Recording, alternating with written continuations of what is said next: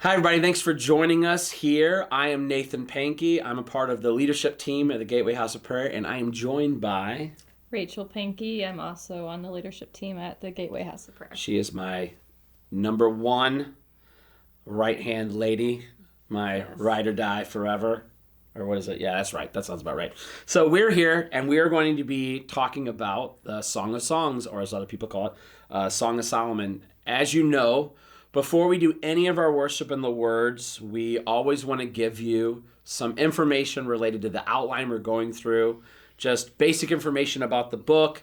And this one in particular, because most of you have been around long enough that we went through the book of Revelation and did the hymns of Revelation. We also did some Christology. We've also done the Psalms. We've done multiple. And I'll be honest with you, apart from maybe the book of Revelation and maybe some of the hymns of Revelation, some of the songs that are actually found in the book of Revelation, this might be the book that is probably least studied, least understood, or if understood, maybe slightly misunderstood. So we're hoping that with this first video, we'll just give you a broad introduction about the book itself, and then also the three main ways that people look at the book. And this book, as you know, is called Song of Songs. Another way that people call it is Song of Solomon. It is a poetic book of scripture traditionally attributed to Solomon, which is from Songs of chapter 1, verse 1. The title Song of Songs means the greatest song, much like, as you probably understand, King of Kings means literally the highest king. At first glance, when you look at the book and read through it, right off the bat, at first blush, you can see that this book is a love poem. It's very rich in imagery. It talks about longing and beauty and desire between a bride and the bridegroom. Actually, there's three different players four technically. If you want to get really nerdy, there's four people. But really, the three that we most likely talk about is we're going to talk about the bride, which is the Shulamite. We're going to talk about the bridegroom, who is usually attributed to Solomon. And then lastly, there is the virgins, or the what do they call them? The bridesmaid. What do they call them? The Daughters of Jerusalem. The Daughters of Jerusalem. They're bridesmaids, basically. That's kind of what their whole deal is. Like, that's the colloquial term. That's how we would kind of understand it. It's an emotionally intense, deeply personal, and unapologetically affectionate, which is why most people get kind of thrown off by it, because it is this love poem, and that kind of throws people off. And that's exactly why it has puzzled, and like puzzles, they also fascinate readers, and have fascinated readers for, it says centuries, but it's millennia. Like, we've had thousands of years. So there are historical interpretations of the book. And throughout history, faithful believers have understood the song in three primary ways, like three different ways they've looked at this. And they're not mutually exclusive. So many Christian teachers have embraced more than one layer, like Rachel and myself. We've embraced, again, the people that have read through this and studied this have embraced multiple layers or interpretations of this. And so the first one is, at first glance, this is what it's about. I'm going to read the book as it was written, literal. And guess what it's called? A literal marital interpretation.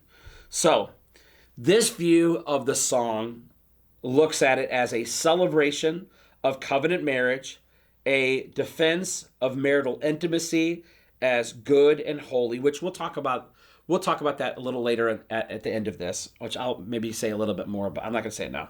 And then third, a poetic affirmation of desire within God's design, which is absolutely, the last two things are really big, especially, I will bring up this again, but we want to fight against this Gnostic that earthly things, human things aren't good. Spiritual things are good. Earthly things aren't good. So I'll come back to that a little bit later on, and because we'll talk about it. Jewish tradition strongly emphasized this reading. In fact, the second century rabbi Akva, I think is how you say his name, he famously said, and I mean he said this about the whole book, but he said all the writings, when he says writings, this entire book, at least the first half of it, the old part of it, they would consider that all the writings to be holy, but the Song of Songs is the holy of holies. And we'll talk about that a little bit more in one of the other videos. And in Christian history, especially after the Reformation, leaders like John Calvin emphasized that the book affirms the goodness of marriage within God's creation order. And the literal interpretation or the marital interpretation is super, super important because it protects us from over-spiritualizing the text and forgetting that God created earthly, human, physical romance and intimacy.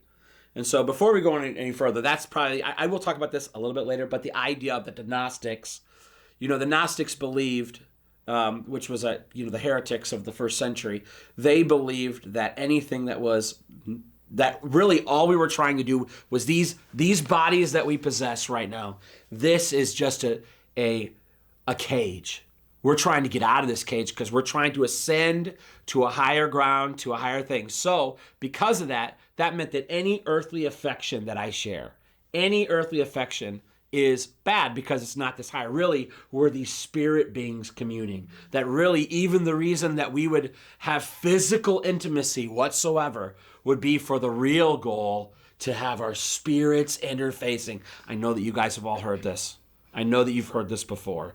That, it's like we're spirits in a material world. Please, it's true. And meaning they said that. I don't believe that. Deeper theological things, which we've talked about in our Christology video, related to the idea that we believe that human beings are composite. We're spiritual, we're physical, we're both. We're a composite being. We're not one, we're not the other. One's not better than the other. Guess what? When God made man, he said it was good. And when God made Eve, he said it was very good. I know that was for you. You can laugh. It's true. God made Rachel and said, And I said, boo. And together we say, boom. It's a joke. You won't get it. It's okay. It's just for us. And Sarah behind the camera. Thank you, Sarah. So the first view that we had was the literary and the marital. The second one that we have is the allegory of God and Israel, which is the Old Testament kind of reading of it. An allegory, if you don't know, an allegory is a story, a poem, or a picture that can be interpreted to reveal a hidden or deeper meaning, typically a moral one. And then also we have typology, is an interpretation of types and symbols, that we have types and symbols. And I was having this discussion with my daughter, Adea, and I was saying how symbols, like we all know this, I'll start it and you can finish it, which is, they say, a picture is worth 1,000 words. I was going to say dollars, but totally, listen. Yes, it's words. It's worth 100, 1,000 words.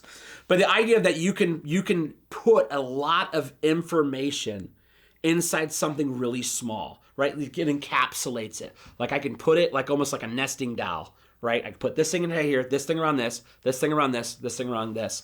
And then we have symbols. And for example, if I told Adea, if I was to draw on, I don't have a board, but let's just pretend Adam Stanley has a little TV here and we're going to draw, I was going to say another name, but I'm not going to say it. I draw this little symbol right here. I draw that little symbol on my fake whiteboard because that's the sound it makes. I draw this symbol, and if I was to draw this symbol, you would say, oh, you just drew a lowercase t, right? But for you, for me, for most of Christian history, that symbol, that little tiny little picture means a lot. It holds lots of information.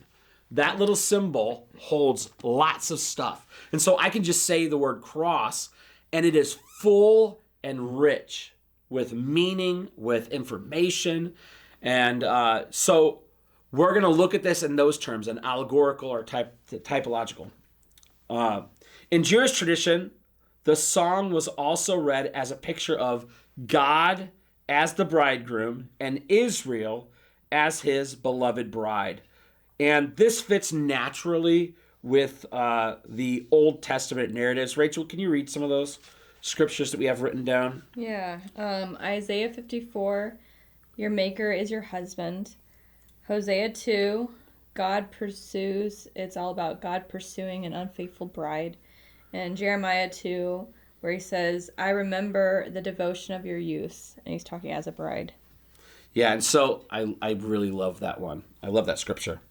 The love poetry becomes a portrait, a picture, like we said, of covenant love, where it's passionate, it's enduring, it's restorative, and a big one that specifically, this is the one that made Oprah, for all you Oprah lovers, this is the one that made Oprah really basically question Christianity and go, I don't want Christianity. And that was Exodus 34:14. Do you know what that one says? That one says, God is what? He's jealous. He's a jealous God. Put no other gods before me because I am a jealous God. I ain't sharing you with nobody.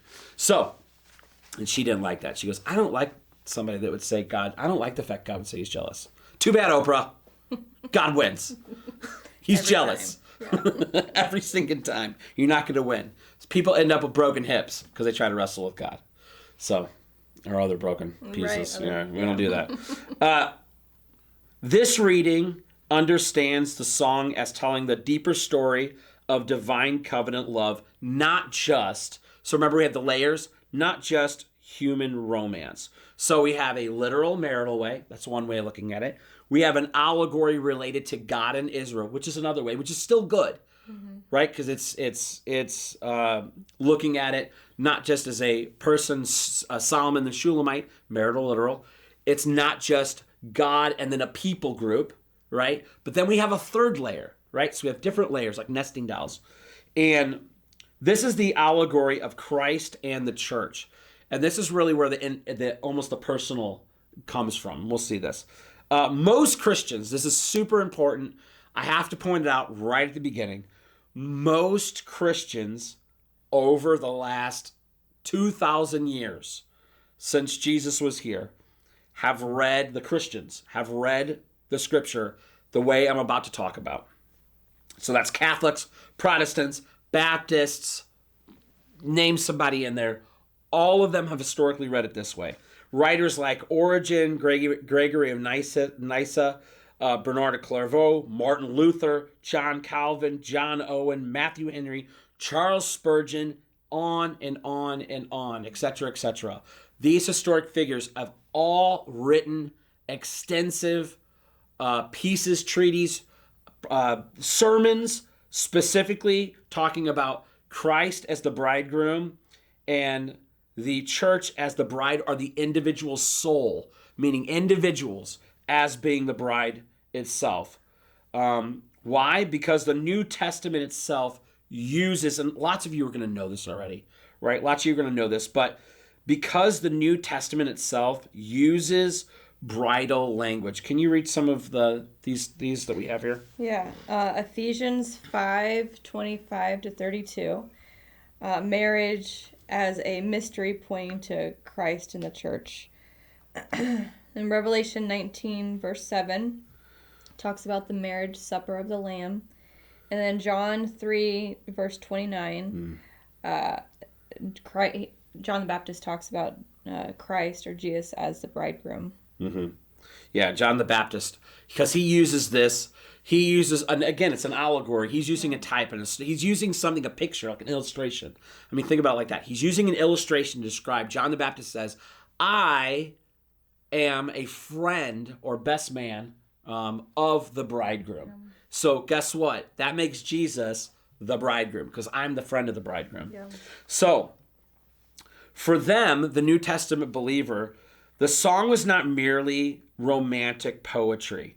It was experiential theology. It wasn't just theology in the head, it was theology in the heart, right? It was those two things working together. And this approach dominated Christian interpretation literally for the last, 1,500 plus years. And I think it's only within the last 200? 200 years. About 200 years, really. So think about it in those terms. Only in the last 200 years, a.k.a. after the United States had been around for 50 years. I know, that's pretty crazy when you think about it like that. Meaning this thought is newer than the United States.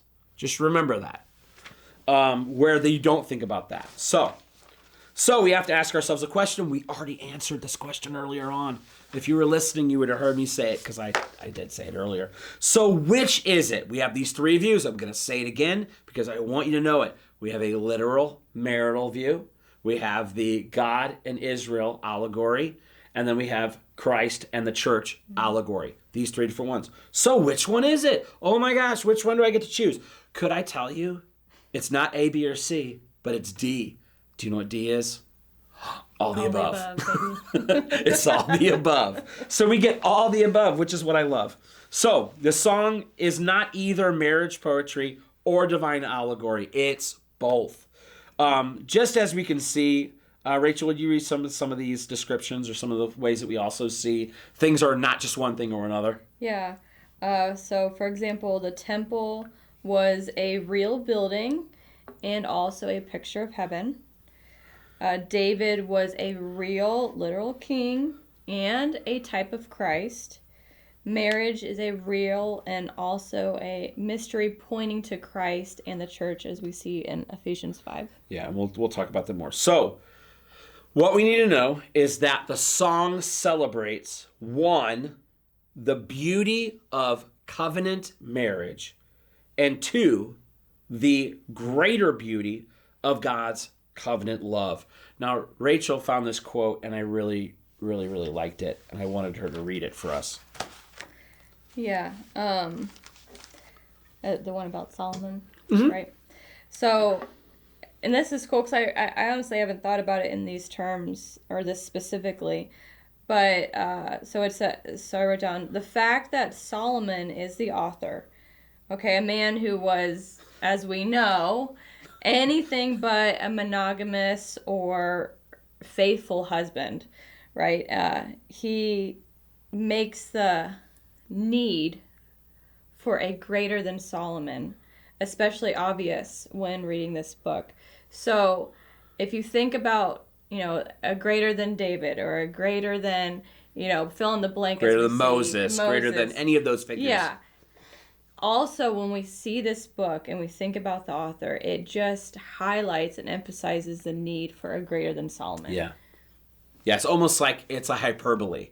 Like, I'm giving you this extreme example of this thing to make a point. I mean, Jesus did this all the time, but it's like this hyperbole of I'm saying, like, hey, if this is there needs to be another anchor point that we can kind of pull it from.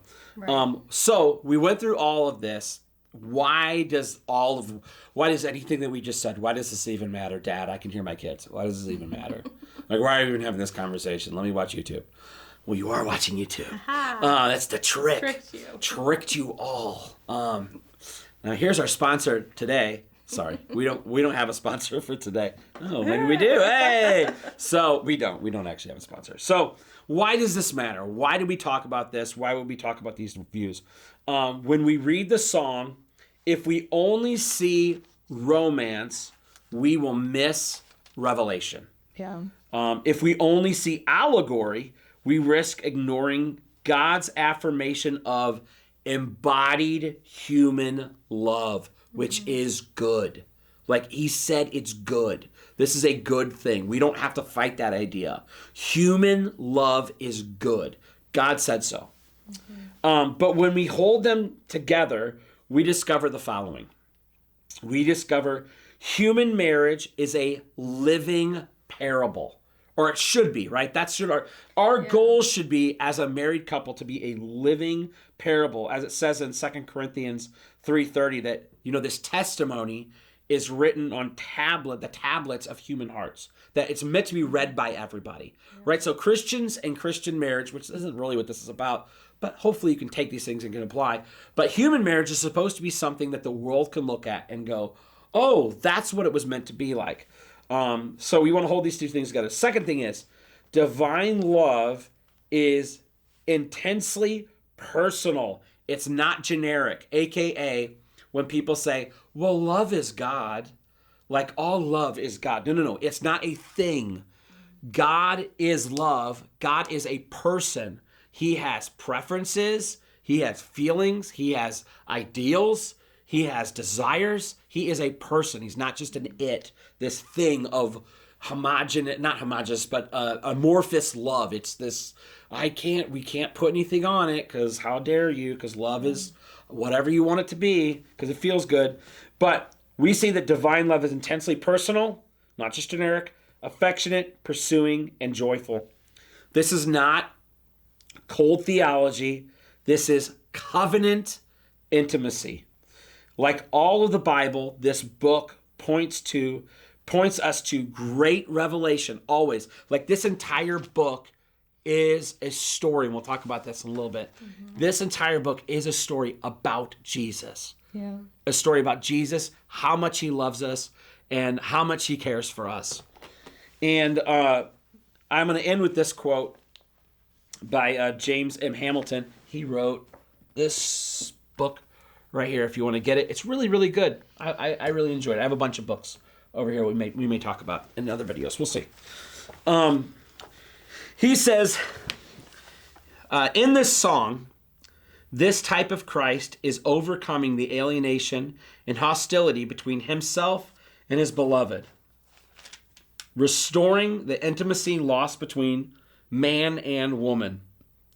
When Adam and Eve sinned, he has cultivated a garden and built a city. He is providing an example for all husbands to follow, and the wife in the song is likewise exemplary. So we can look at this as something, as an example. But again, the whole thing about what is God trying to do, what was Jesus trying to do, really, when it comes right down to it, he's trying to bring us back to the garden. He's trying to bring us back to that first love, to that first relationship. So that's it for the introduction. I will say this. I have somewhere embedded below this video, you will find I've written some stuff, especially related to those people who maybe they're like, it's hard for me to think about this as not anything but literal. I have just a few more thoughts I want to do, just talk about, and I'm just going to put that in a link below so you'll be able to do that. So stay tuned. We have a lot more videos for you where we're going to start just going passage by passage. Each video will be just through each passage, and we will talk about each cycle. So hopefully you've enjoyed this so far, and we'll see you in the next video. Thanks.